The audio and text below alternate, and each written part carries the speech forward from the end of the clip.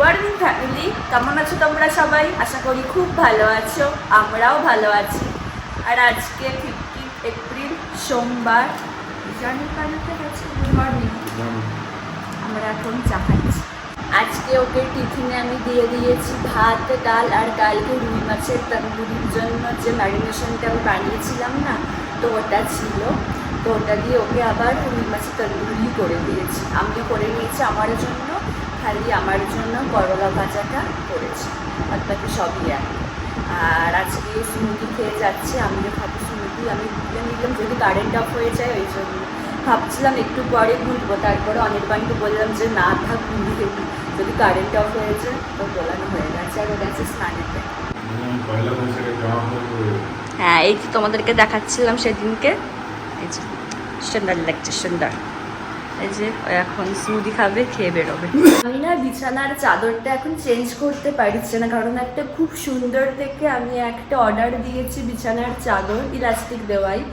ভেবেছিলাম পয়লা বৈশাখে ওটা পাতবো, কিন্তু পয়লা বৈশাখের দিন তো ওটা এলো না। কালকে আসার কথা ছিল, মানে আমি যখন অর্ডার দিয়েছিলাম না, তখন দেখলাম যে 16 তারিখে আসার ডেট দেখাচ্ছে, আর পয়লা বৈশাখ তো 14 তারিখে ছিল। তো কালকে তো ডেট আছে 16 তারিখ, তো দেখছি যে আজকে চলে আসছে, মানে আজকে 15 তারিখ, তো আজকে চলে আসছে। তো আসুক, এলে কালকে পাতবো চাদরটা। আর কালকে তোমাদেরকে দেখাবো চাদরটা কেমন দেখতে হয়েছে, মানে এত সুন্দর দেখতে হয়েছে, আমার তো খুবই পছন্দ হয়েছে। আর ওয়াশিং মেশিনে জামা কাপড়গুলো সব চালিয়ে দিয়েছিলাম, ওগুলো সব শোকাতে দিয়ে দিয়েছি। আর কি গরম পড়েছে গো, বাপরে। তোমাদেরকে কদিন আগে বলছিলাম যে ওয়েদার এখানে ভালো আছে, কিন্তু কালকে এই এক সপ্তাহ 5-6 দিন হলো, এক সপ্তাহে প্রায় ভালো মতো গরম পড়ে গেছে।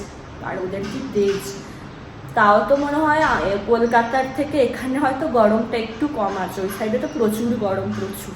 যে বিছানার চাদরটা অর্ডার করেছিলাম, তো ওটা জাস্ট দিয়ে গেল, তোমাদেরকে একবার ওপর থেকে দেখাচ্ছি। আর ভাবছি আজকেই পেতে নি, 2রা বৈশাখ, তো কি আছে। এই যে দেখো এরকম দেখতে চাদরটা, তো চলো এটা এখন আমি পেতে নিই।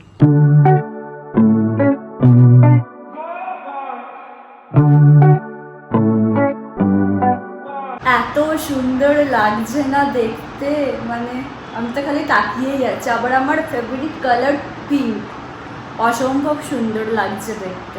দেখ তুমি, তাও ভালো করে দেখিয়ে দিচ্ছি। আর দেখবে সাদা চাদর থাকলে না ঘরটা অনেকটা বড় বড় লাগে। এবার চলো আমি স্নান টান সব সেরে নিই। তারপরে খাটে ধুলো পড়েছিল, ওগুলো ভালো করে গুছিয়ে নিলাম, মানে গুছিয়ে বলছি সরি, পরিষ্কার করে নিলাম আমি। তো চলো, প্রচুর গরম পড়ছিল, স্নান টান সব সেরে নিই।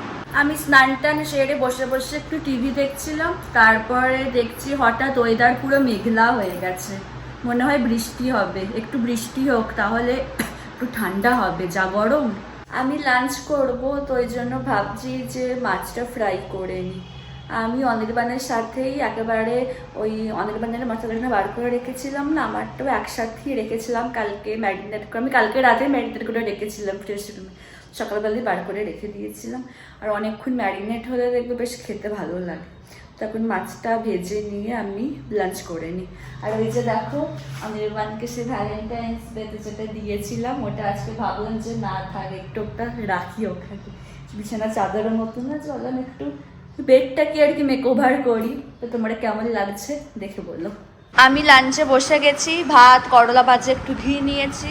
এই যে মাছটা ফ্রাই করেই নিয়েছি, মাছের ওপরে হালকা করে একটু লেবুও দিয়ে দিয়েছি, আর এখানে ডাল। এখন খেয়ে নিই। ওয়েদারটা খালি হয়ে আছে দেখো, আমাদেরকে বলছিলাম না তখন থেকেই হয়ে আছে, অদ্ভুত রকমের একটা। সামনেটা হালকা হালকা কুয়াশা মতো এসেছে, একটু অদ্ভুত টাইপের হয়ে আছে ওয়েদারটা। বৃষ্টিটা হোক না, এরকম মেঘলা না থেকে। আজকে মনে হচ্ছে সব পিঙ্ক থিম। আমার বিছানার চাদরও পিঙ্ক, বালিশের ওয়ারও পিঙ্ক, আমি যে জামাটা পরে আছি ওটাও পিঙ্ক, মাথায় যে ক্লিপটা লাগিয়ে আছি ওটাও পিঙ্ক, পুরো সবই পিঙ্ক পিঙ্ক। আজকে যে চিরুনিটা দিয়ে আমি চুল লাগছে দিলাম ওটাও পিঙ্ক। ওই জন্য আমি বলছি আজকে মনে হচ্ছে সব পিঙ্ক থিম। তোমাদের সাথে আমি অনেকক্ষণ পরে কথা বলছি। এখন বাজে 7:30 বেজে গেছে। তো তোমাদেরকে তো বলছিলাম না যে মনে হচ্ছে বৃষ্টি হবে, কিন্তু একটুও বৃষ্টি হলো না। জানি না রাতে কি হবে না হবে।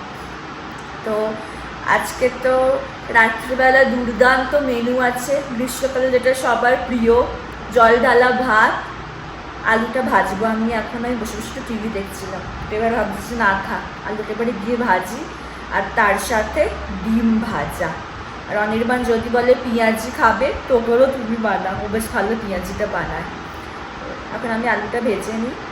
আর অনির্বাণ আজকে না আমার প্রচুর পরিমাণে ফুচকা খেতে ইচ্ছে করছে, বাট অনির্বাণের আসতে একটু লেট হবে, ওই জন্য বললাম যে থাকার দরকার নেই, হয়তো রাতের খাবার খেতে পারবো, ওই জন্য ভাবলাম, ওকে বললাম যে থাক ছেড়ে দাও, আর আনতে হবে না। অনির্বাণ অফিস থেকে এসে গেছে, আর অফিস থেকে আসার পরে আমার ঘরে কী করছে তারাও দেখাচ্ছি। তো বড়মশাই আপনি কি করছেন বলুন?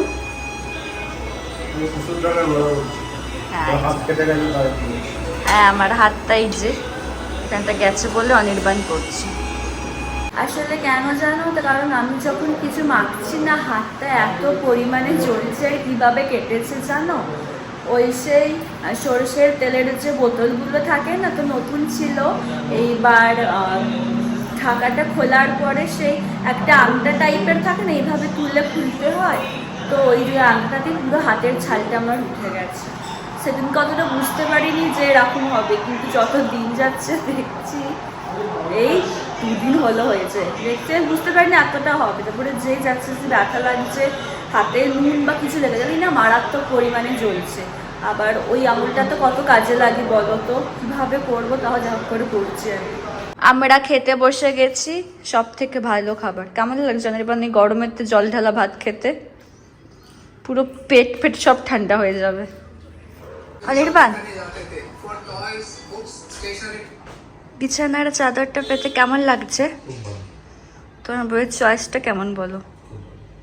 আমাদের ডিনার হয়ে গেছে, আর সত্যি আমি তোমাদেরকে বারবার বলছি, এত সুন্দর লাগছে না ঘরটাকে দেখতে। তাহলে আজকের ব্লগটা এখানে শেষ করছি। যদি আমার ভিডিওর কিছুটা হলেও তোমাদের ভালো লেগে থাকে, তাহলে অবশ্যই তোমরা আমার চ্যানেলটাকে সাবস্ক্রাইব করো, আর আমার ভিডিওগুলোকে লাইক, কমেন্ট আর শেয়ার করো।